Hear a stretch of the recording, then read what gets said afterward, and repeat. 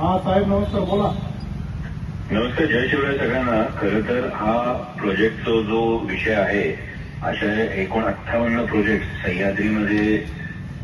सह्याद्रीच्या पर्वतरांगांमध्ये सँक्शन करण्यात आलेले आहेत आणि आपल्या तालुक्याच्या संदर्भातले खरं तर 2 प्रोजेक्ट होत आहेत आणि या दोन्ही प्रोजेक्टच्या संदर्भामध्ये आपल्या सगळ्यांच्या ज्या कनेक्शन्स आहेत, आपल्या सगळ्यांच्या ज्या शंका आहेत, अडचणी आहेत, त्यासाठी मी ऑलरेडी कलेक्टरशी बोललेलो आहे आणि आता अधिवेशन 13 तारखेला संपल्यानंतर 18 तारखेला कलेक्टर साहेबांकडे संबंधित कंपनीचे अधिकारी आणि आपली एक बैठक आहे, ज्यामध्ये आपल्याला या प्रकल्पाची व्यवस्थित माहिती देण्यात यावी. या प्रकल्पाने नेमका काय आमचा फायदा होणार आहे, या प्रकल्पाने नेमकं काय नुकसान होणार आहे, आमच्या काय यामध्ये शंका आहेत, हे सगळं आपल्याला त्या बैठकीमध्ये कलेक्टर साहेबांच्या उपस्थितीमध्ये हे आपण करणार आहोत. आणि सुरेश भाऊ, या बैठकीला तुम्ही असाल, अतुलशेठ असतील, आपण सगळे या बैठकीला जाऊ, जेणेकरून आपल्या ज्या ज्या शंका आहेत या समोर मांडल्या जाव्यात. आपल्याला जो काही त्याच्यामध्ये हा आपला विरोध आहे, हा विरोध स्पष्टपणे आपण त्यांना सांगू. या संदर्भामध्ये केंद्रीय पर्यावरण खात्याला सुद्धा ऑलरेडी